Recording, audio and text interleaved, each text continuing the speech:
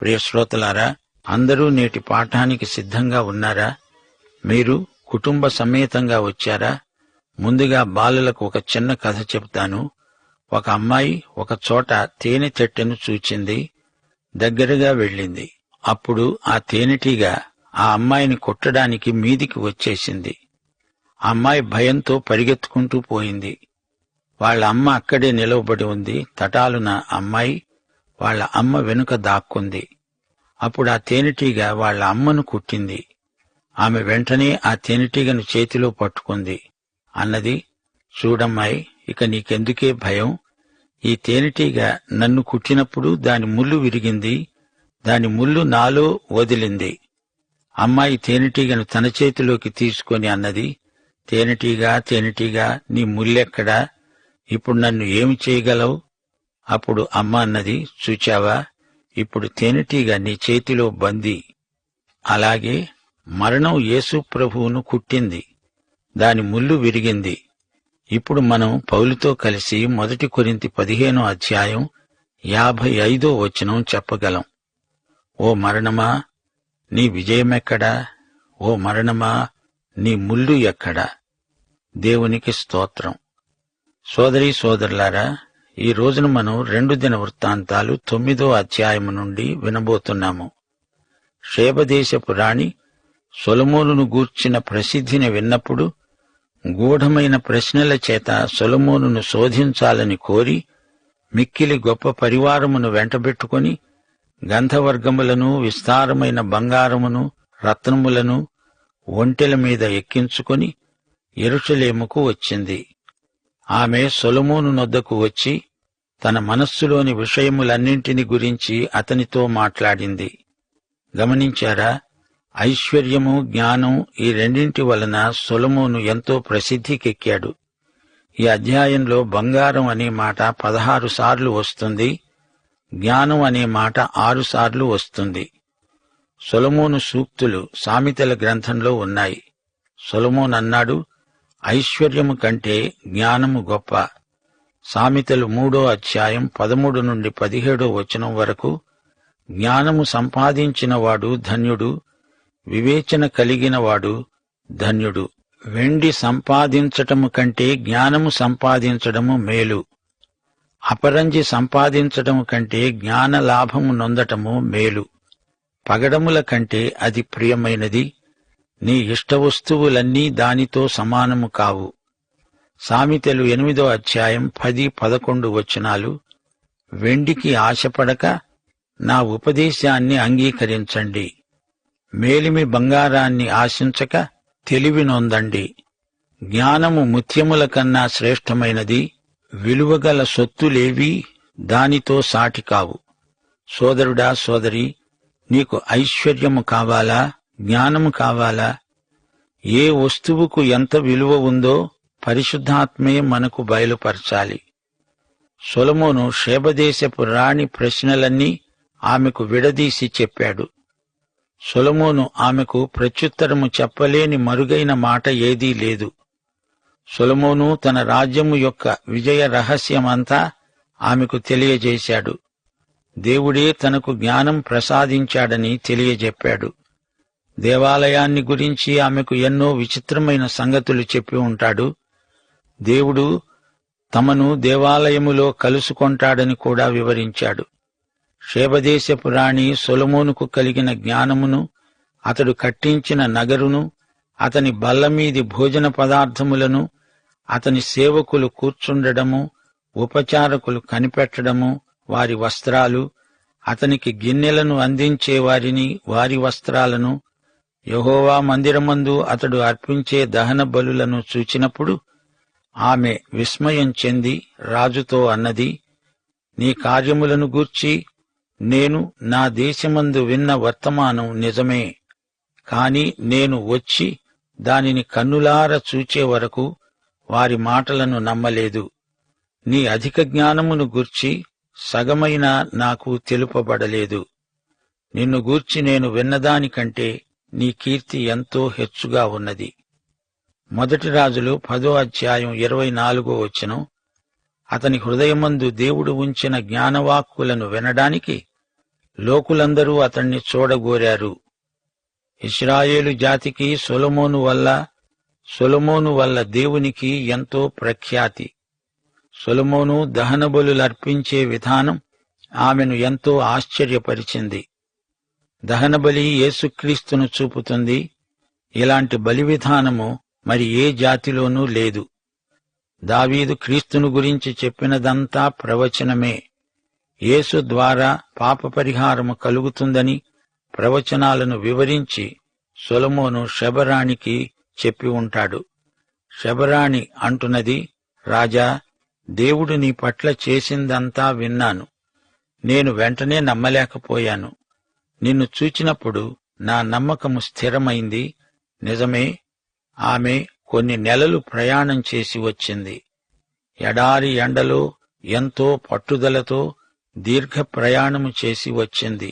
సొలొమోను జ్ఞానాన్ని స్వయంగా పరీక్షించడానికి ఆమె విచ్చేసింది. దివ్య జ్ఞానాన్ని అభ్యర్థించింది. నీ సేవకుల భాగ్యము మంచిది.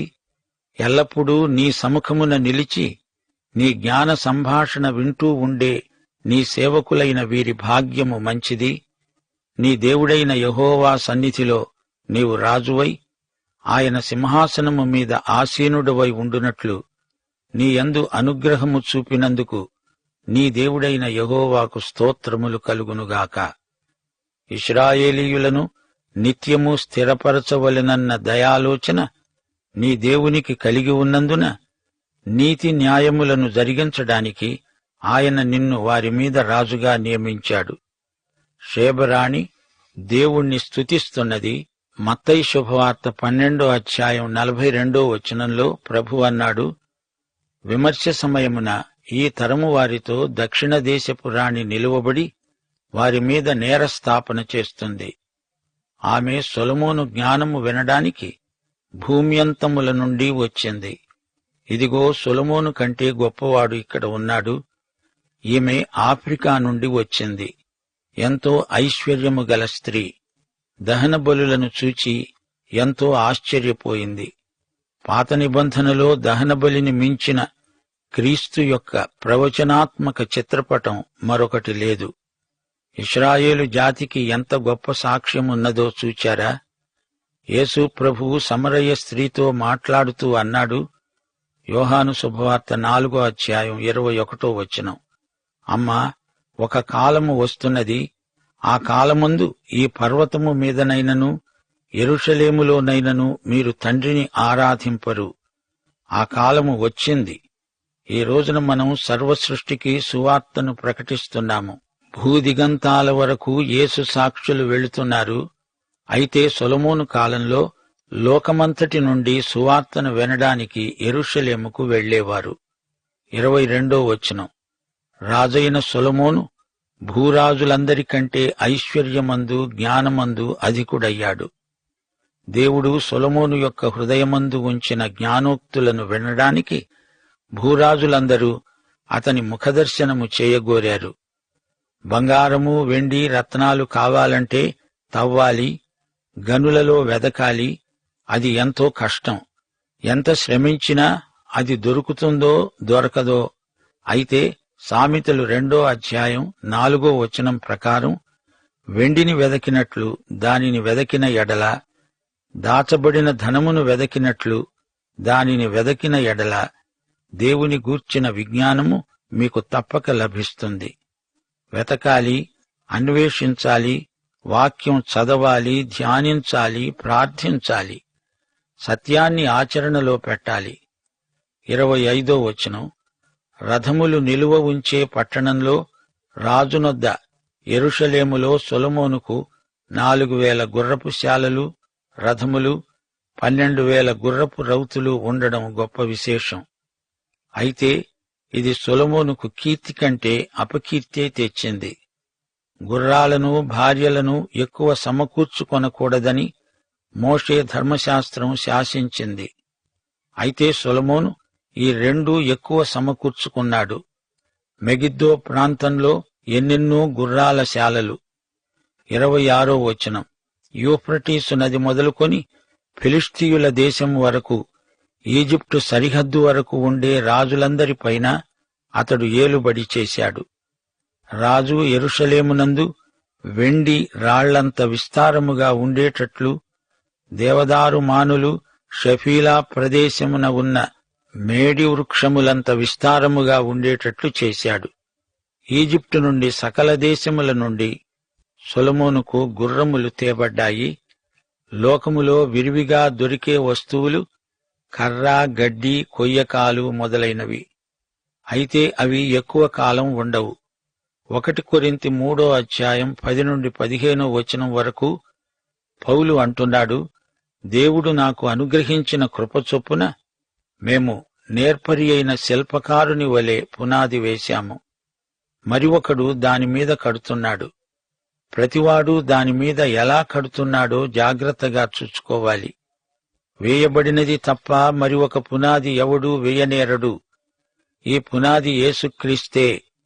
ఎవడైనను ఈ పునాది మీద బంగారము, వెండి, వెలగల రాళ్లు, కర్ర, గడ్డి, కొయ్యకాలు మొదలైన వాటితో కట్టిన ఎడల వాని పని కనపడుతుంది.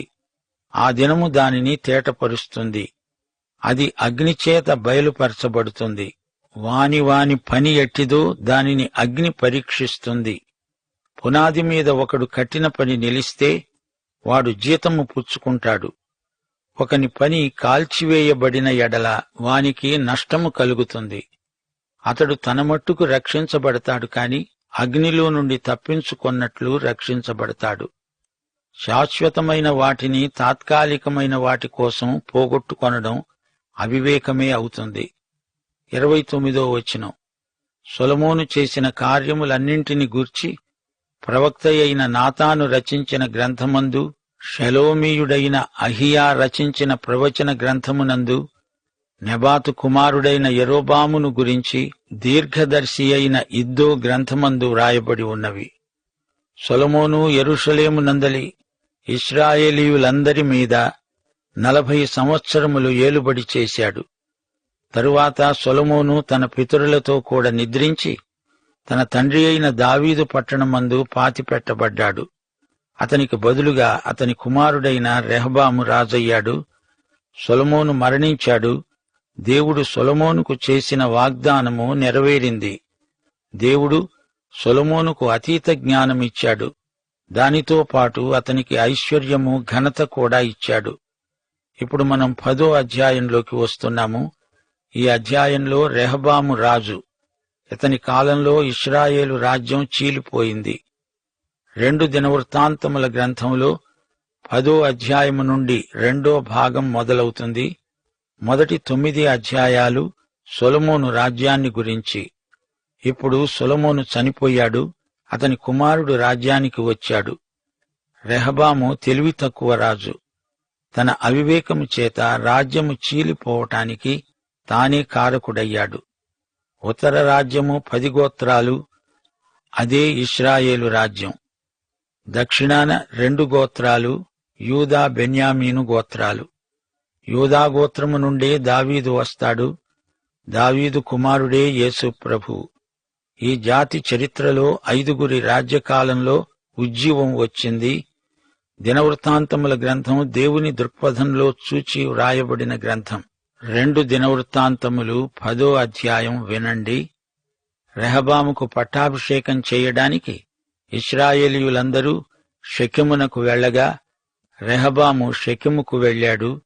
రాజైన సొలొమోను సమక్షము నుండి పారిపోయి ఈజిప్టులో వాసము చేస్తున్న నెబోతు కుమారుడైన యరొబాము అది విని ఈజిప్టు నుండి తిరిగి రాగా జనులు అతణ్ణి పిలిపించారు.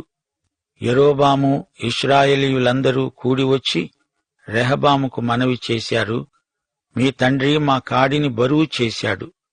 మీ తండ్రి నియమించిన కఠిన దాస్యమును, అతడు మా మీద ఉంచిన బరువైన కాడిని నీవు ఇప్పుడు చులకన చేసిన ఎడల మేము నిన్ను సేవిస్తాము. యరొబాము వృత్తాంతము ఇక్కడ చెప్పబడలేదు. ఇతడు తిరుగుబాటుదారుడు. ఈజిప్టుకు పారిపోయి సొలొమోను చనిపోయే వరకు అక్కడే ఉండిపోయాడు. ఇప్పుడు మరో తిరుగుబాటు లేపడానికి తిరిగి వచ్చాడు. రెహబాము కొంచెం తెలివిగా వ్యవహరించి ఉంటే బాగుండేది. కాని అతడు దురుసుగా వ్యవహరించాడు. అందుచేత కథ అడ్డం తిరిగింది. సొలొమోను కాలంలో పన్నుల భారం అధికమైంది. ప్రజలకు అది దుర్భరమనిపించింది. ప్రజల మీద అధికంగా పన్నులు విధించినందుచేత రోమా ప్రభుత్వం కుప్పకూలిపోలేదా? అదే కారణాన ఫ్రెంచి విప్లవం కూడా చెలరేగింది గదా. ఈ విధంగా చరిత్రలో ఎన్నెన్నో దేశాలు పన్నులు ఎక్కువ చేసి ప్రజలను పీడించి పతనమైపోయాయి. రెహబాము కాలంలో అధికమైన పన్నుల చేత ప్రజలలో అసహనం కలిగింది. సొలొమోను ఎన్నో భవనాలు నిర్మించాడు. దేవుని మందిరం కట్టించాడు. రాజమందిరాలు, అంతఃపురాలు కట్టించాడు. అందుకే ప్రజల మీద పన్నులు ఎక్కువగా విధించాల్సి వచ్చింది. యరొబాము తిరుగుబాటు నాయకుడు. అతడు ఇశ్రాయేలీయులతో కలిసి రెహబాము దగ్గరికి వచ్చి మనవి చేశాడు. రాజా, నీ తండ్రి మా కాడిని మరీ భారం చేశాడు. ఆ భారం మీరు తగ్గిస్తే మీతో సహకరిస్తాము. కాని రెహబాము ఏమి చేశాడు? మీరు 3 దినములు తాళి మరల నా యొద్దకు రండి. జనులు వెళ్లిపోయారు. రెహబాము తెలివిగా మసలుకొని పన్నులు తగ్గించి ఉంటే బాగుండేది. కాని అతడు చేసిందేమిటి? తన తండ్రి అయిన సొలొమోను సజీవుడై ఉండగా అతని సమక్షమున నిలిచిన పెద్దలను పిలిపించి, ఈ జనులకు నేను ఏమి ప్రత్యుత్తరమియ్యాలి? మీరు చెప్పే ఆలోచన ఏది అని అడుగగా వారన్నారు, నీవు ఈ జనుల ఎడల దయాదాక్షిణ్యములు చూపి వారితో మంచిగా మాట్లాడిన ఎడల వారు ఎప్పటికీ నీకు దాసులవుతారు. అయితే అతడు పెద్దలు తనకు చెప్పిన ఆలోచన తోసివేసి తనతో కూడా పెరిగి తన ఎదటనున్న యువకులతో ఆలోచన చేశాడు. వారు అతనితో అన్నారు, నీవు వారికి చెప్పవలసినది ఏమనగా, నా చిటికెన వేలు నా తండ్రి యొక్క నడుము కంటే బరువుగా ఉంటుంది. నా తండ్రి బరువైన కాడి మీ మీద మోపాడు. నేను మీ కాడిని మరింత బరువు చేస్తాను. నా తండ్రి మిమ్ములను చెబుకులతో దండించాడు, కాని నేను కొరడాలతో దండిస్తాను. రెహబాము ఈ విధముగా ప్రజలకు కఠినమైన ప్రత్యుత్తరమిచ్చాడు. యెహోవా అహీయా ద్వారా యరొబాముతో సెలవిచ్చిన తన మాటను స్థిరపరచునట్లు దేవుని నిర్ణయం ప్రకారం జనులు చేసిన మనవిని రాజు ఆలకించలేదు. రెహబాము గొప్ప తప్పు చేశాడు. యువకుల సలహా విన్నాడు, పెద్దల సలహా పాటించలేదు. యెహోవా ప్రవచనం 1 రాజులు 11వ అధ్యాయం 16వ వచనంలో ఉంది. రాజు తాము చేసిన మనవి అంగీకరించకపోవటం చూచి జనులన్నారు, దావీదుతో మాకు భాగమేది? యెషయ కుమారునియందు మాకు స్వాస్థ్యం లేదు. ఇశ్రాయేలీయుల వారలారా, మీ గుడారానికి వెళ్ళండి. దావీదు, నీ సంతతి వారిని నీవే చూచుకో అంటూ రాజుకు ప్రత్యుత్తరమిచ్చి ఇశ్రాయేలీయుల వారందరూ ఎవరి గుడారానికి వారు వెళ్లిపోయారు. అయితే పట్టణములో కాపురమున్న ఇశ్రాయేలు వారి మీద రెహబాము ఏలుబడి చేశాడు. రాజైన రెహబాము వెట్టిపని వారి మీద అధికారి అయిన హదోరమును పంపగా ఇశ్రాయేలు వారు రాళ్లతో అతణ్ణి చావకొట్టారు. గనుక రాజైన రెహబాము యెరూషలేము పారిపోవాలని త్వరపడి తన రథమెక్కాడు. ఇశ్రాయేలు వారు ఇప్పటికీ దావీదు సంతతి మీద తిరుగుబాటు చేసి నేటి వరకు వారికి లోబడక ఉన్నారు. ఉత్తరాన ఇశ్రాయేలు, దక్షిణాన యూదా అని వేరువేరుగా వ్యవహరించినప్పటికీ సాధారణంగా ఇశ్రాయేలు అంటే అందరికీ వర్తిస్తుంది. రెహబాము పన్నులు వసూలు చేయడానికి అధికారిని పంపితే ప్రజలతన్ని రాళ్లతో కొట్టి చంపారు. రెహబాముకు అంతా వ్యతిరేకమైపోయారు. ఉత్తర దక్షిణ రాజ్యాల మధ్య విరోధం మొదలైంది. సోదరీ సోదరులారా, రెహబాము పరిస్థితి చూచారు గదా. రెహబాము అధికారులు రాజుకు సహాయం చేయకపోగా ప్రజల మీద తమ పదవిని నిలువబెట్టుకోవడానికి రాజుకు చౌకబారు సలహాలిస్తున్నారు. మత్తయి సువార్త 23వ అధ్యాయం 4వ వచనం, మోయ శక్యము కాని భారమైన బరువులు కట్టి మనుష్యుల భుజముల మీద పెడతారు కాని తమ వేలితోనైనా వాటిని కదిలించరు. గలతీ పత్రిక 6వ అధ్యాయం 2వ వచనం ఏమంటోంది? ఒకని భారములను ఒకడు భరించి క్రీస్తు నియమాన్ని పూర్తిగా నెరవేర్చాలి. అంతేగాని ఇతరుల భారాలు ఎక్కువ చేయవద్దు. సోదరీ సోదరులారా, వింటున్నారా? నాయకత్వం అనేది పరిశుద్ధాత్మ వరం. క్రైస్తవ నాయకులు నిరంకుశంగా ప్రవర్తించకూడదు. 1 పేతురు 5:1-2 పేతురు ఏమంటున్నాడో వినండి. మీ తోటి పెద్దను, క్రీస్తు శ్రమలను గూర్చిన సాక్షిని, బయలుపరచబడబోయే మహిమలో పాలివాడనైన నేను మీలోని పెద్దలను హెచ్చరిస్తున్నాను.